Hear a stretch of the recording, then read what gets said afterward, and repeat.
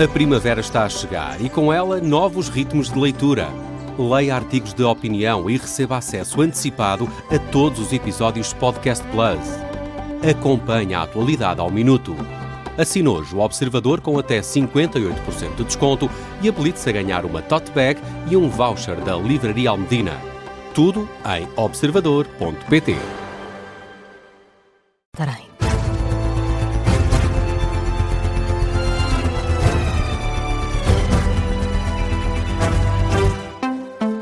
Bom dia, Jornal das 7 na Rádio Observador, uma edição da jornalista Carla Jorge Carvalho. Continua a escalada de guerra no Médio Oriente. Esta madrugada, pelo menos 31 pessoas morreram depois de ataques israelitas ao Hezbollah, no Líbano, sendo que o Irão lançou nas últimas horas mais uma onda de ofensivas em Israel e também em várias cidades do Golfo.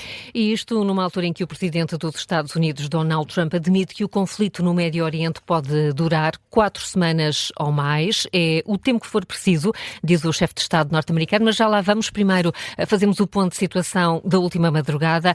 Miguel Gato, começamos com as mais recentes notícias de bombardeamentos do Irão em alvos norte-americanos no Golfo. Sim, a imprensa internacional adianta na última hora que se ouviram fortes explosões em cidades como Jerusalém, Israel, Doha, no Catar ou no Dubai, nos Emirados Árabes Unidos. Teherão intensifica assim os ataques contra Israel e os vizinhos do Golfo pelo terceiro dia consecutivo, em resposta aos ataques da madrugada de sábado que mataram o líder supremo do Irão, o Ayatollah Ali Khamenei.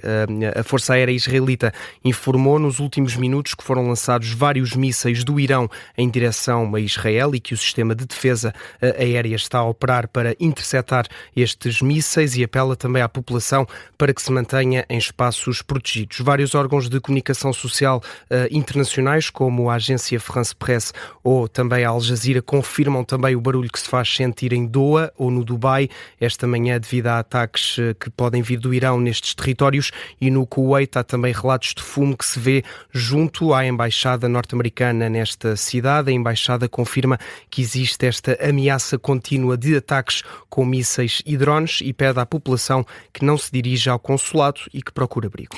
E enquanto isso, Miguel, do lado israelita também há ataques a registrar. Sim, Israel lançou um ataque no Líbano contra alvos do Hezbollah esta madrugada. Os mais recentes números vindos do Ministério Libanês dos Negócios Estrangeiros dá conta de pelo menos 31 mortos e 149 feridos. O chefe do Estado-Maior das Forças Armadas de Israel avisa que esta ofensiva sobre os alvos do Hezbollah no Líbano pode durar vários dias. Miguel Gato, a acompanhar os mais recentes desenvolvimentos da guerra no Médio Oriente. Esta ofensiva militar dos Estados Unidos e de Israel contra o Irão entra hoje no terceiro dia. O Irão confirmou a morte do Ayatollah Ali Khamenei, decretou um período de luto de 40 dias e prometeu também vingar a morte do líder supremo do país. Como já dissemos, o presidente dos Estados Unidos admite a morte de mais cidadãos norte-americanos neste conflito. Donald Trump promete vingança e repete que os ataques vão continuar. Até agora, com o registro da morte de 3 militares norte-americanos confirmados em operações contra o Irão, o presidente dos Estados Unidos voltou a falar ao país esta madrugada. Num vídeo divulgado nas redes sociais, Donald Trump garante que os ataques vão continuar e, por isso, admite a possibilidade da morte de mais cidadãos norte-americanos. Enquanto nação, lamentamos a morte dos verdadeiros patriotas americanos que cumpriram o derradeiro sacrifício pelo país. Infelizmente, poderá haver mais mortes antes que isto acabe. É assim que as coisas são. Mas faremos todos os possíveis para que tal não aconteça. A América vai vingar a morte destes soldados e vai atingir com força os terroristas que lançaram a guerra contra a civilização.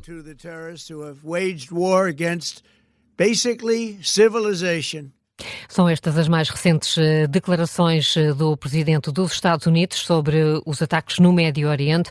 Donald Trump mostrou-se disponível para negociar com o Irão depois dos ataques iniciais do último sábado. As autoridades de Teherão já vieram, no entanto, afastar essa hipótese. E cerca de 50 portugueses estão retidos num navio cruzeiro ao largo do Dubai. O grupo estava a começar as férias quando foi surpreendido pelos bombardeamentos do Irão. Este navio está parado ao largo do Dubai, está a ser protegido por 2 navios de guerra. O Observador já contactou o Ministério dos Negócios Estrangeiros para tentar obter mais informações. Até ao momento não obtive qualquer resposta. Isto numa altura em que Paulo Rangel diz que há consenso entre os parceiros europeus para retomar negociações com o Irão e coordenar também o repatriamento dos europeus que nesta altura estão no Golfo Pérsico. houve um consenso no sentido de que é muito importante, haver contenção, é muito importante haver limitação dos danos e, assim que possível, retomar as negociações. Portanto, eu diria que há uma grande frustração por as negociações terem sido interrompidas e ter havido este desenlace e, portanto, que há aqui um apelo mais pela positiva do que pela negativa a de que se retomem as negociações. O apelo deixado aqui pelo Ministro dos Negócios Estrangeiros de Portugal, Paulo Rangel, em declarações feitas à agência Lusa. Os chefes da diplomacia dos Estados-membros da União Europeia estiveram reunidos nas últimas horas para debater o estado atual do Médio Oriente, apelando às negociações. Ora, vamos já aqui neste jornal aproveitar o Bruno Cardoso Reis, que vai passar amanhã connosco. Bruno, mais uma vez aqui, bom dia, para partirmos para a análise, para perceber, em primeiro lugar, qual é o papel da União Europeia em todo este conflito, com esta reunião dos representantes da diplomacia. O que é que pode sair daqui? Os apelos à negociação? Sim. Bem, houve algumas críticas, inclusive durante o fim de semana, porque foi anunciada esta reunião para hoje, segunda-feira, em Bruxelas, portanto presencial, vamos dizer assim.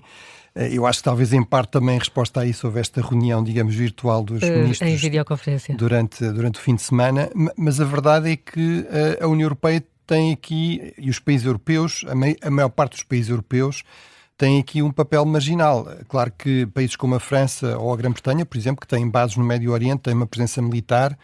No caso do Reino Unido, inclusive, tem bases soberanas no Chipre, que é ali no Mediterrâneo Oriental, muito próximo desta zona. Portanto, enfim, também houve ataque, por exemplo, à base francesa no Bahrein. Portanto, realmente há alguns países europeus que têm alguma presença na região, mas a generalidade dos países europeus não tem uma presença militar e, portanto, quando estamos a falar de um conflito armado, a União Europeia, que se costuma dizer é um gigante económico, mas é um anão geopolítico ou geoestratégico, realmente tende a ficar relativamente marginalizada. Portanto, inclusive em relação a esta questão de reunir mais cedo ou mais tarde, bem, na verdade, os europeus, por um lado, não iam tomar nenhuma decisão imediata sobre o decurso da guerra, pelo menos como União Europeia.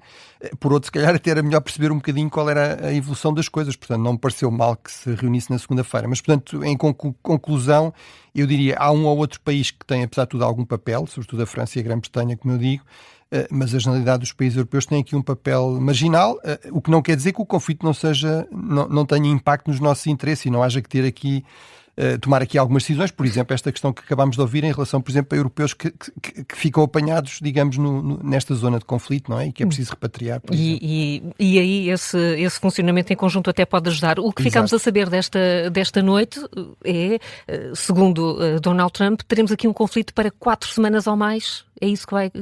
É para já isto dar-nos alguma ideia do que é que pretende exatamente Donald Trump?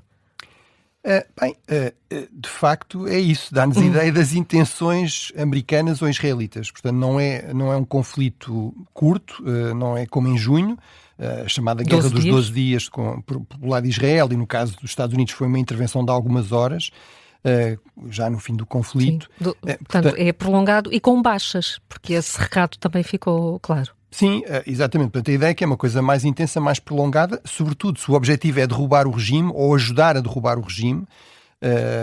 De facto, aí a questão é, se calhar, não chega a umas quantas semanas, ou seja, à partida seria até derrubar o regime. Portanto, e aqui o ponto é, num conflito armado, enfim, falámos muitas vezes disso em relação à Ucrânia, quando havia muita gente, por exemplo, no início do conflito achava que o conflito ia acabar rapidamente, ou que rapidamente aquelas primeiras negociações de paz teriam de dar um resultado. E eu fui sempre chamando a atenção que os conflitos, sabe-se como é que começam, nunca sabe como é que acabam. As intenções dos líderes contam alguma coisa, mas muitas vezes depois os acontecimentos ganham uma dinâmica própria e, portanto, aqui há sempre esse risco, ou seja, de que haja essa intenção, mas isso não quer dizer que o inimigo não tenha um voto. E, portanto, o lado americano pode ser esse o objetivo, mas Israel ou o Irão podem complicar as coisas. Ou o Hezbollah, que surge também esta noite, é mais um motivo de preocupação?